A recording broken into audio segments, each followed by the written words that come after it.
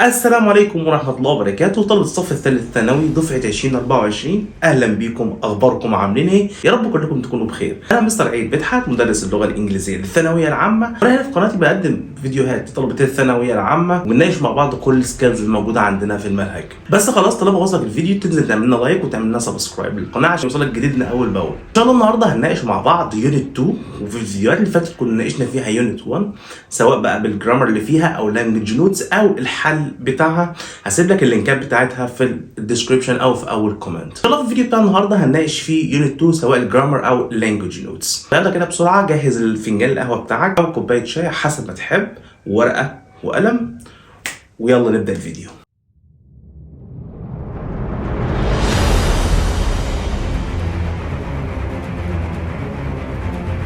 بسم الله الرحمن الرحيم، والصلاه والسلام على اشرف المرسلين. بسم الله، صلى على النبي. يلا نبدا. جايب لي في اللانجوج نوتس اول حاجه، جايب لي بيكلمني عن كورت. كورت ديت لها كذا معنى. ممكن تيجي بمعنى محكمه، ممكن تيجي بمعنى ملعب رياضي، او البلاط الملكي. بمعنى ملعب، for example like the tennis players are due on the court in an hour، يعني لاعبين التنس موجودين في الملعب بقالهم ساعة. وممكن تيجي بمعنى محكمة، فأقول لك 4 people who are charged with robbery will appear in court today، يعني الحرامية، الأربع حرامية اللي شاركوا في السرقة هيكونوا موجودين في الكورت في المحكمة النهاردة. ممكن تيجي بمعنى البلاط الملكي. For example, all court officials denied theirs about the prince's marriage. تاني كلمة معايا النهاردة وهي كلمة attend. كلمة attend بيقول لي ان انا بستخدم attend باكثر من معنى. اول حاجة ان هو بمعنى يحضر مناسبة او اجتماع، يحضر مناسبة او اجتماع. For example, the meeting is on the 5th and we are hoping everyone will attend، يعني بيقول لي الاجتماع هيكون الساعة 5 واحنا بنتمنى ان كل الناس attend، يعني تحضر. تاني حاجة بيقول لي ان هي بقى يداوم الذهاب او الحضور الى مكان زي جامعة او مسجد او كنيسة. For example, which school do children attend؟ which school يعني أي مدرسة، أي مدرسة do your children attend اللي هيحضرها أطفالك. كمان بتيجي بمعنى ينتبه أو يعطي اهتماما ليه. For example, the customer service staff اللي هي هيئة خدمة العملاء will attend to your complaints، يعني هيهتموا بالشكوى بتاعتك. Number 4 باللي يعتني بشخص خاصة عند مرضه. For example, my grandmother is 70 years، جدتي عندها 70 سنة and needs to be attended by us، وهي محتاجة عناية أو رعاية مننا. بعد كده يا سعادة الباشا عندي الفرق ما بين present وبرايز وريورد وأورد. إيه الفرق؟ البريزنت طبعا زي ما انت عارف ان هي هديه، ممكن تبقى في مناسبه زي هديه عيد ميلاد او هديه عيد مثلا. example, I'm going to buy a wedding present for my sister، يعني انا رايح اجيب wedding present يعني هديه لعيد الزفاف بتاع اختي. اما بقى برايز معناها جايزه. جايزه، انت مثلا دخلت في مسابقه فخدت برايز، جايزه. You can win a prize if you practice harder for the race، يعني انت ممكن تاخد جايزه لو انت practice harder، مارست اكثر for the race. عندي بقى كلمة reward معناها مكافأة. يعني مثلا انت ممكن والدك يقول لك انت لو نجحت في الامتحان، او انا اقول لك كمدرس بتاعك هقول لك انت لو نجحت في الامتحان ده او اجتزته انا هديك reward، هديك مكافأة. For example, believe the young clerk has received a reward، يعني الموظف الشاب ده خد reward مكافأة for being hard working at the office، لأنه هو كان بيشتغل بجد في الأوفيس. حاجة award يعني وسام أو جائزة رسمية. For example, محمد صلاح received the player of the year، محمد صلاح خد لاعب السنة. award in England اللي هي وسام أو جائزة لاعب السنة in England 2018. معانا الفرق ما بين recognize و realize.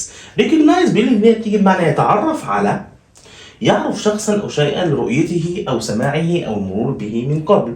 For example, I didn't recognize you in your uniform، ما عرفتكش في الزي اللي انت لابسه ده. دي بمعنى يقبل ويعرف أهمية شيء.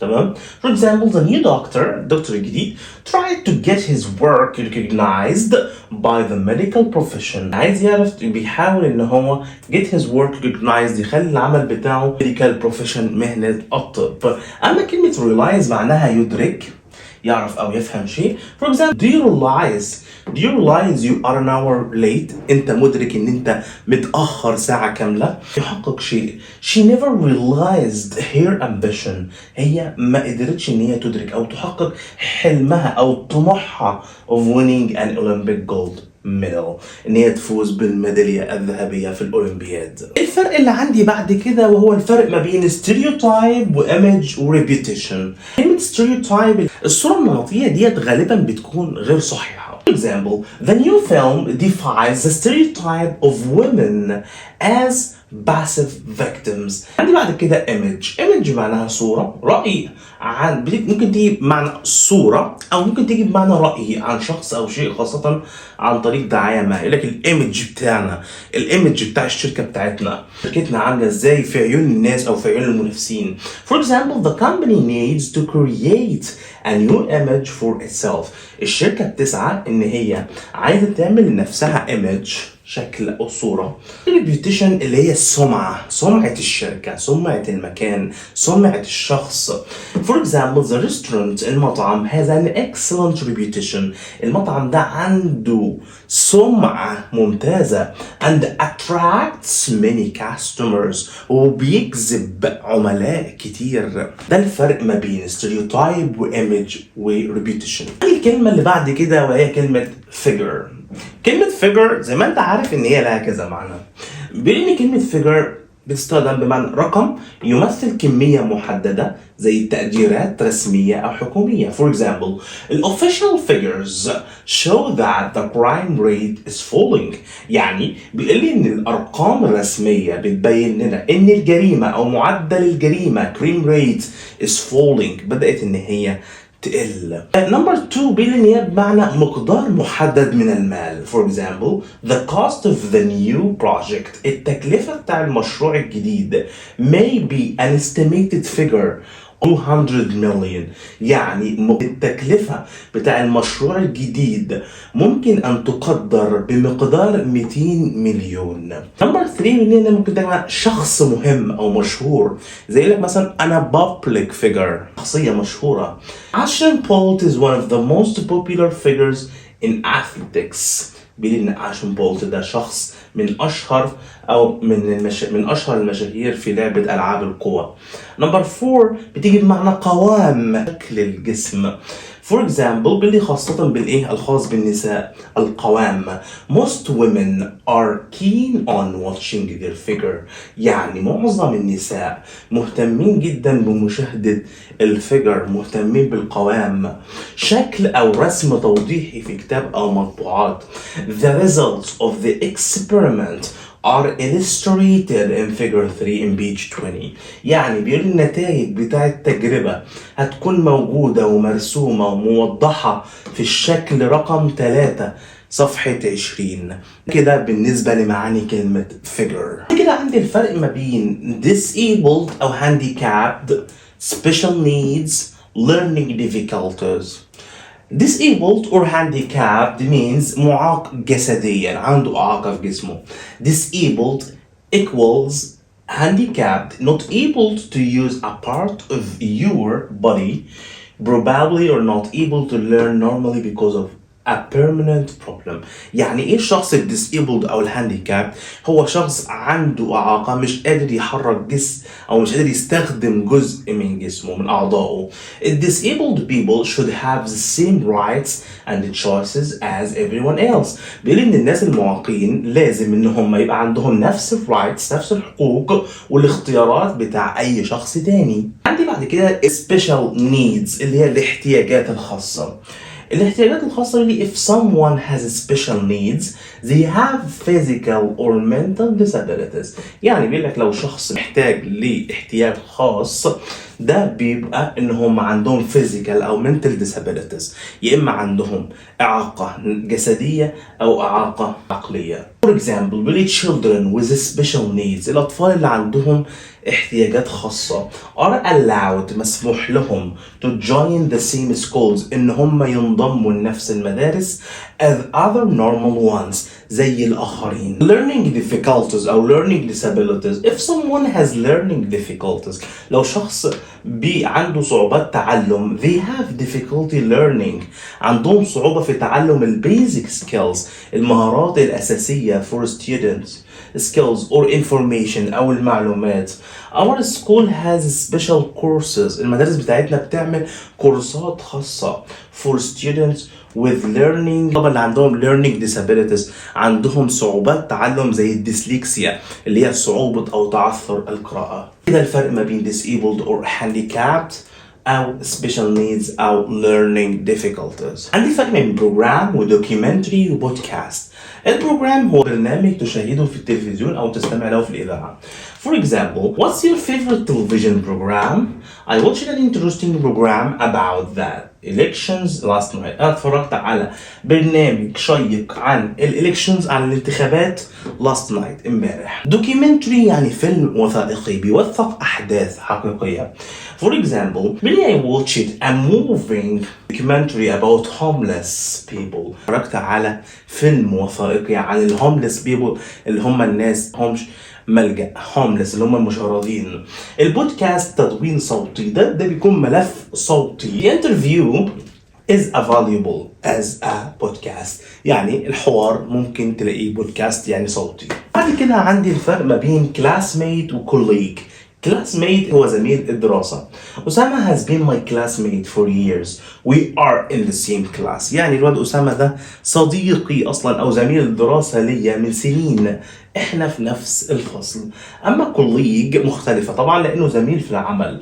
Friends and colleagues will remember him with affection and colleagues يعني أصدقائه زملائه في العمل سيتذكرونه بكل ود. حاجة معانا في اللانجوج نوتس وهي الفرق بين جريد ورانك. grade معناها تقدير أو شهادة تقدير امتحان صف دراسي. He for example he got a grade A in his university degree يعني حصل على درجة الامتياز في شهادة الجامعة. My brother is in grade 6 يعني كمان بتيجي بمعنى صف دراسي يعني أخويا في سنة كام؟ سنة 6. أما رانك رتبة عسكرية أو رتبة اجتماعية. My brother was promoted to the rank of captain يعني أخويا اترقى لدرجة الكابتن أو رتبة كابتن. This hotel was used only by people of high rank هنا بمعنى مرتبة اجتماعية. الفندق ده يستخدم بس للهاي كلاس الهاي رانك الناس العالية الناس الهاي زيك كده يا حبيبي. ندخل بقى دلوقتي على جزء الجرامر اللي معانا النهارده والقاعده اللي معانا النهارده الباست بيرفكت. زي ما انا علمتك في الفيديوهات اللي فاتت ان الجرامر لما بنيجي ناخده بناخد فيه كذا حاجه او 5 حاجات تقريبا زي الفورم بتاعه النيجاتيف الكويستشن بناخد اليوسج الاستخدام وبناخد الكي ووردز ولو في عندي مثلا بسال بكويستشن وورد كلمه استفهام لو عندي باسف كمان بنتكلم عليه. بيرفكت الماضي التام. الماضي التام يستخدم الماضي التام لبيان ان حدثا تم قبل حدث اخر. دايما لما يكون في حدثين في الماضي بتحط الحدث اللي حصل الاول في الماضي التام. الماضي التام before last Friday تمام. هنا الباست سيمبل وبعد كده now يبقى اللي بيحصل الاول الماضي التام. For example he had graduated in physics from Cairo University by 1990. هنا على الفورميشن بتاعه في البوزيتيف بتاعه فبستخدم had plus الباست participle. By yesterday I had read 5 stories يعني امبارح انا كنت قرأت 5 قصص تمام. had read طبعا read هنا ده التصوير الثالث من read read. عندي النيجاتيف بتاعه بحط الهاد not هنا تبقى hadn't فاقول I hadn't seen him before he talked to me انا ما شفتوش من ساعه ما ايه. لو عايز اعمل interrogative او عايز اعمل سؤال بعمل ايه؟ بجيب had الاول وبعد كده الفاعل وبعد كده الباست participle. لو عندي كلمه استفهام بحطها الاول وبعد كده had وبعد كده الفاعل وبعد كده الباست participle. For example what had she done before going out ما هي عملت ايه قبل ما تخرج. had أسامة ده بقى السؤال بهل. had أسامة bought the tickets by yesterday أجاوب yes أسامة had أو no أسامة hadn't. الباسف بتاعه ببدأ بالمفعول به وبعد كده had بعد كده been وبعد كده الباست participle. For example by yesterday بحلول امبارح all the tickets كل التيكتس had been sold كانت اتباعت have been sold. هنا التيكتس ده المفعول به، بعد كده had been والتصريف التالت من sell sold. ندخل على طول على اليوسج او الاستخدام بتاع الباست بيرفكت. بيعبر عن ايه؟ بيعبر عن حدث تم قبل حدث ماضي اخر وقبل وقت محدد في الماضي. الحدث الاول بحطه في الماضي التام والحدث الثاني في الماضي البسيط. For example, I showed my mother what I had bought from the market. أنا وريت لأمي اللي أنا اشتريته من الماركت. يبقى أنا اشتريت الأول وبعد كده وريتها. بعبر عن حدث انتهى في الماضي ونتيجته واضحة في الوقت الحاضر. For example, there was glass on the floor as أسامة had broken the window. يبقى الإزاز موجود على الأرض ليه؟ لأن أسامة كسر الشباك، يبقى هو كسره الأول وبعد كده الأثر موجود على الأرض. الاستخدام الثالث إن هو يعبر عن حدث كان مستمرا لفترة في الماضي قبل حدث آخر مع الأفعال التي لا تستخدم في الاستمرار. For example, بيقول I had the bike. أنا كان معايا الدراجة for 10 years بقالي 10 سنين before I bought a car. يبقى أنا فضلت معايا الدراجة اللي كانت معايا لمدة 10 سنين لحد ما اشتريت إيه؟ سيارة. عندي بقى بعد كده الكي ووردز اللي بتعبر على الباست بيرفكت او الكلمات اللي بتدل على الباست بيرفكت. منهم after و as soon as. after يعني بعدها و as soon as يعني بمجرد ان. دول بيجي بعدهم past perfect ماضي تام والجمله الثانيه past simple ماضي بسيط. For example, after I had looked both ways بعد ما بصيت في الاتجاهين تمام I crossed the street. يبقى انا بصيت الاول في الاتجاهين وبعد كده عديت الطريق. طبعا انا after و as soon as لو جم هنا في النص يبقى بعدهم على طول ماضي تام وقبلهم ماضي بسيط. عندي before و by the time. before يعني قبل، اما by the time يعني بحلول. بيجوا بعدهم العكس ماضي بسيط والجمله الثانيه ماضي تام. For example, before I crossed the road I had looked both ways. نفس الفكره، قبل ما اعدي الطريق كنت انا عملت ايه؟ بصيت يمين وايه وشمال. طبعا عندي ملاحظه مهمه جدا اللي هو لو after و before ما جاش بعدهم فاعل بختار الفيرب في ing. noun والجمله الثانيه ماضي بسيط او ماضي تام على حسب. لو after يبقى الناحيه الثانيه ماضي بسيط، لو before يبقى الناحيه الثانيه ماضي تام. For example, after finishing his work بعد ما خلص الشغل بتاعه هنا مفيش فاعل فاخترت فعل في ing. he helped me. before helping me he had finished his work. لو انا ما عنديش فرق زمني في الجمله، يعني ايه فرق زمني؟ يعني انت عملت الحاجه يعني مثلا خبطت ودخلت، هنا مفيش فرق زمني. في الحاله ديت after و before و when و as soon as بيجي بعدهم ماضي بسيط والجمله الثانيه ماضي بسيط. For example, when he entered the flat لما دخل الشقه he took off his shoes خلع الحذاء بتاعه. After he paid the driver he got out of the taxi. بعد ما حاسب الدرايفر طلع من التاكسي. كمان till و until الاثنين دول معناهم حتى. بيجي قبلهم ماضي بسيط منفي اللي هو didn't زائد المصدر والجملة الثانية ماضي تام اللي هي had plus past participle. For example, my son did not buy the phone. ابني ما اشتراش التليفون until he had taken the money لحد ما خد الايه؟ الفلوس. يبقى هو اخد الفلوس الاول وبعد كده اشترى التليفون. لاحظ لا يجب حفظ قاعدة واحدة لأمتين فهناك استخدامات كثيرة لها. فتأمل هذه الأمثلة. خلي بالك بيقول لك she refused to marry him until عندي until في النص بعدها ماضي تام. مش المفروض هنا ماضي بسيط منفي؟ كلامك صح، بس في كلمات عندي بتعني معنى النفي زي refused رفض. like she refused to marry him until he had bought يعني هي رفضت ان يتجوزوا لحتى he had bought a new flat لحد ما اشترى شقة جديدة واعية. he waited at the station هو انتظر في المحطة until the train arrived هو فضل قاعد في المحطة منتظر الايه؟ القطر. I wasn't happy ما كنتش مبسوط until I had passed my exams لحد ما ايه؟ نجحت في الامتحان. I wasn't allowed to enter the country ما كانش مسموح لي ادخل الدولة until I had shown my passport لحد ما اوريهم الجواز السفر.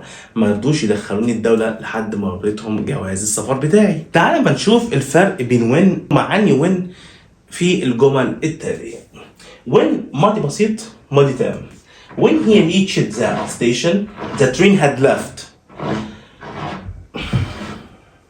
هنا القطر مشي الأول had left. The train had left. بعد كده هو وصل يبقى هو إيه؟ ملحقش. When ماضي بسيط ماضي بسيط. When he reached the station, the train left. يبقى هنا غادر القطار عند وصوله يعني ربما لحقه ممكن يكون لأ.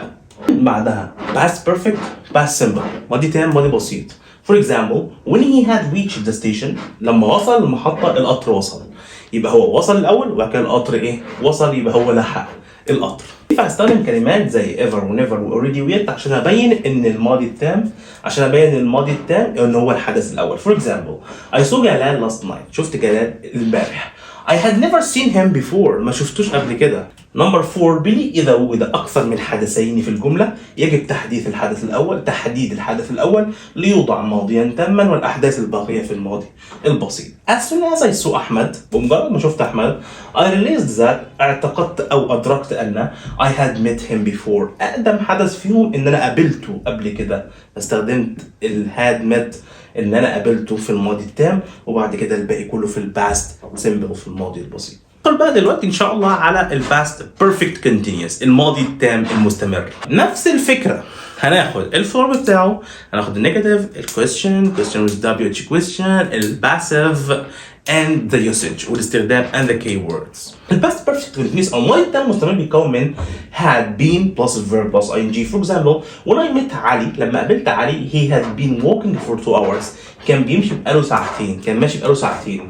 النفي بتاعه نفس الفكره بتاع الباست بيرفكت، بحط بعد had نقطه تبقى hadn't. يبقى had بحط لها نقطه تبقى hadn't. I wasn't tired as I hadn't been driving for a long. لو عايز اعمل سؤال بعمل مقص، بدل ما هي had تبقى had he been studying before you phoned him. لو عندي كلمه استفهام بحطها الاول زي what had he been doing before I met them.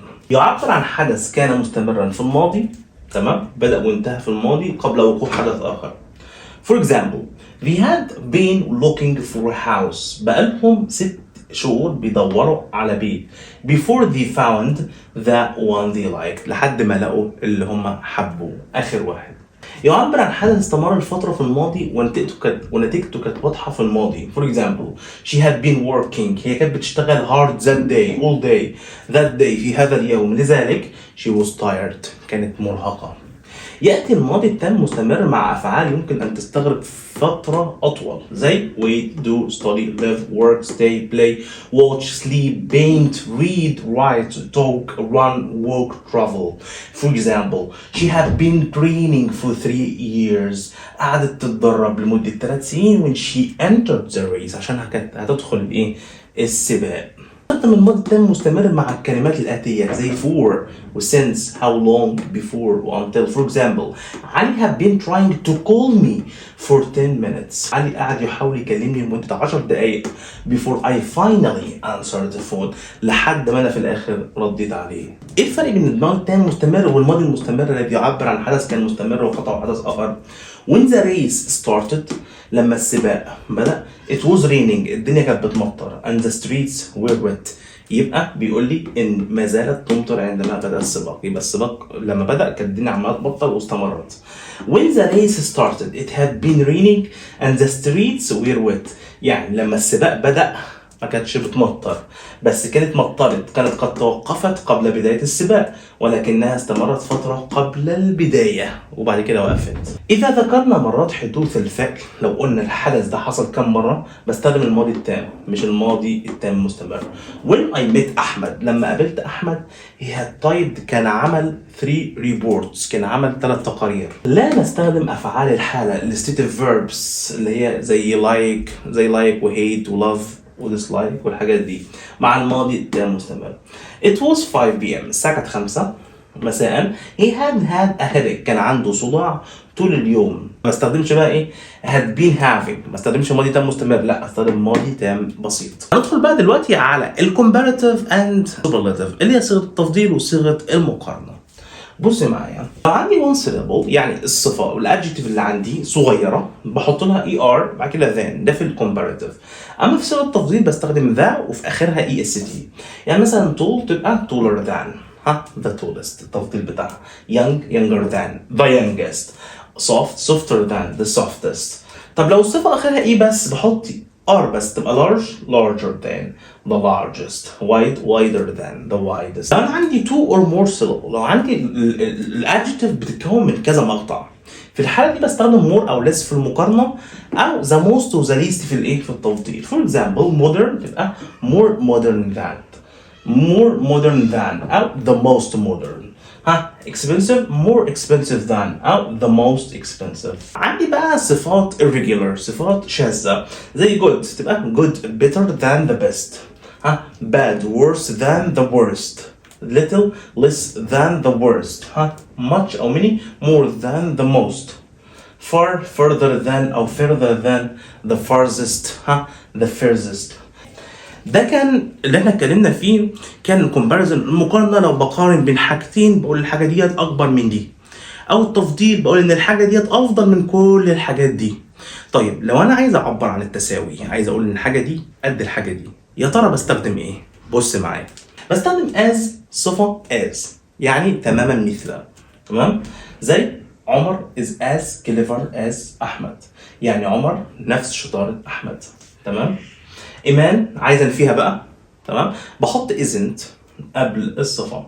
إيمان isn't so أو as إيمان isn't as young as her sister أو so young as her sister. عندي بقى special cases حالات خاصة like في التفضيل بين اثنين يمكن أن نستخدم the er أو more. رنا is the younger of two sisters يعني رنا هي الأصغر بين الأختين. إن وجود فرق كبير في المقارنة بستخدم much أو a lot. Gold is much expensive than what أو gold is a lot expensive than what. لو عندنا فرق قليل في المقارنة بستخدم a bit أو a little. Silver is a bit cheaper than gold أو silver is a little cheaper than gold. بستخدم no في المقارنة. No boy in class is clever than أحمد يعني مفيش ولد في الفصل أشطر من أحمد. ينفع استخدم never في المقارنة. I've never met a stronger person than علي يعني ما شفتش واحد أقوى من علي. بستخدم ever في التفضيل. علي is the strongest person I have ever met يعني علي هو أقوى شخص أنا شفته في حياتي. ينفع استخدم this قبل أي صفة في المقارنة للتقليل زي summer is less cold than winter يعني الصيف أقل برودة من الشتاء. عندي بقى ذا كلما تمام the fewer mistakes you make كل ما عملت أخطاء أقل the higher marks you get هتجيب درجات إيه أعلى. عندي بقى شوية extra points كده عن ال past perfect في الكلمات دي زي no sooner و hardly و scarcely. no sooner و hardly و scarcely لما بيجوا في الجملة بيجي بعدهم had والفعل والتصريف الثالث.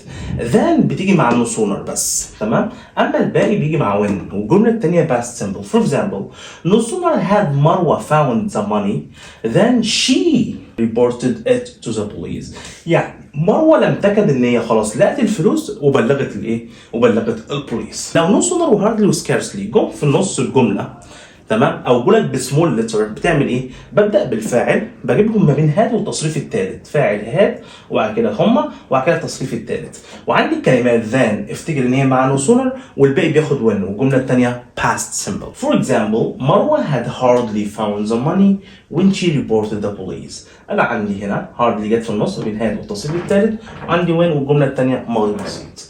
عندي on بيجي بعدها الverb plus ing دي بتساوي when plus clause يعني زي الجملة. Looking at the question I knew the answer. When I looked at this question I knew the answer.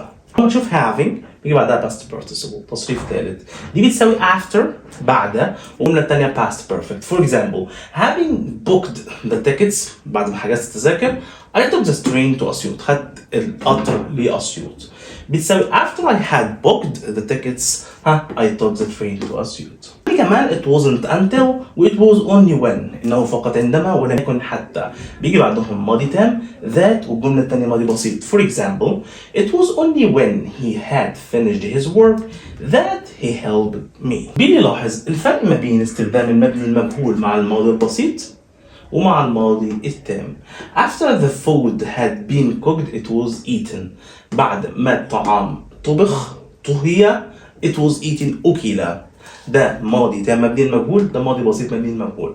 Before the email was sent قبل ما الايميل يبعت او يرسل it had been written كان كتب يبقى هو كتب الاول وبعد كده ارسل. نمبر 2 بيلي يمكن استخدام الاسم بعد until before after وليس جملة كاملة. My friends أصدقائي visited me زاروني after lunch بعد الايه الغداء. after جاينا بعدها ايه noun. Before the war قبل الحرب جاي بعدها ايه noun. الملاحظة معايا بيقول لي يمكن أن يستخدم الماضي التام للإشارة إلى حدث تم في وقت محدد على عكس المضارع التام، وفي الحالة دي ينفع استخدم الماضي البسيط لأنه برضه بيستخدم لما يبقى عندي وقت محدد. He had been to أسوان، هو راح أسوان once مرة سنة 2000 before he moved، قبل ما يروح هناك 2015، قبل ما يروح هناك 2015 سنة 2015. He went to أسوان ينفع استخدم الماضي البسيط. طيب ولكن إذا أشار الماضي التام إلى خبرة وليس إلى حدث محدد ما ينفعش استخدم الماضي البسيط. اللي he had never seen snow، عمره ما شاف السنو، الايه؟ التلج. until he moved to Europe، لحد ما راح أوروبا.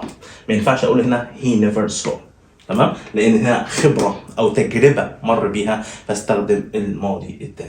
أنا النهاردة ناقشت معاك في يونت 2 خدنا اللانجوج نوتس، ناقشت معاك الباست بيرفكت الماضي التام، ناقشت معاك الباست بيرفكت كونتينيوس الماضي التام المستمر، ناقشت معاك الكومباريزن أو الكومباريتيف والسوبرلاتيف المقارنة والتفضيل. ده كل حاجه خدناها النهارده في يونت 2. هيبقى لنا بس ان شاء الله الحل على يونت 2 كامله، هينزل ان شاء الله الفيديو قريب. لو عجبك الفيديو ما تنساش تعمل لنا لايك وتعمل لنا سبسكرايب للقناه. شكرا، وما تنسوناش من صالح دعائكم، والسلام عليكم ورحمه الله وبركاته.